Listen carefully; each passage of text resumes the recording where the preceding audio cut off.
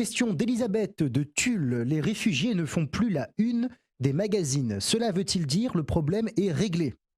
Le problème n'est pas réglé, mais un étonnant consensus médiatique et politique règne. Les réfugiés, moins on en parle, moins l'opinion en sait, mieux cela vaut. On estime que de nouveau plusieurs centaines de réfugiés et de migrants sont arrivés sur les côtes de l'Europe depuis le début de l'année. Et c'est à peu près le silence radio. Ce silence radio devrait bientôt s'interrompre. Il devrait s'interrompre pour une raison simple.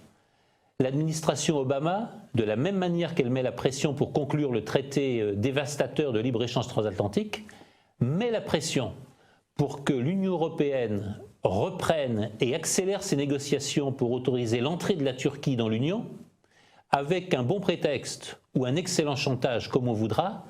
Si la Turquie est dans l'Union, le problème des réfugiés sera mieux réglé. Il faut non pas s'interroger sur le rôle trouble que joue Angela Merkel dans la procédure et dans le chantage, il faut bien appeler les choses par leur nom, exercé à l'encontre des nations européennes.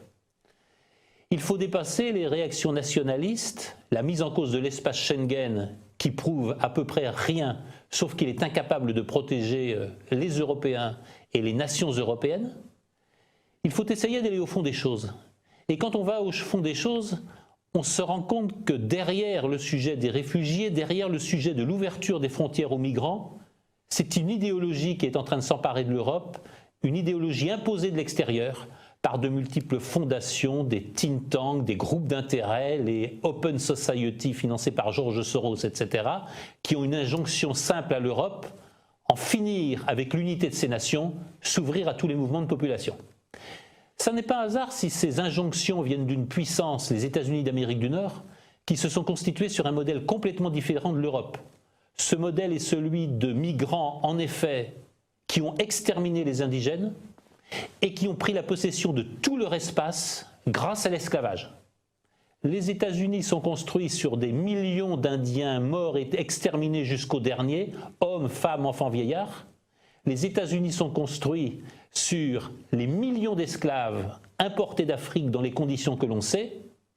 Et d'ailleurs, on ne voit pas beaucoup de repentance des États-Unis d'Amérique, que ce soit à l'égard de leurs anciens esclaves, oui, Black Lives Matter, que ce soit à l'égard des Indiens massacrés et de leurs descendants.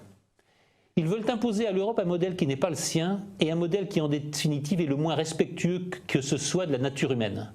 Parce que, enfin, à dire qu'il y a 30 millions de gens trop au sud de la Méditerranée sans travail, et c'est très bien parce qu'il y a 30 millions de bras qui manquent au nord, on considère simplement la personne humaine comme un individu hors sol, sans culture, sans racines, sans foi religieuse, sans aucune singularité, sauf celle d'être un homo economicus.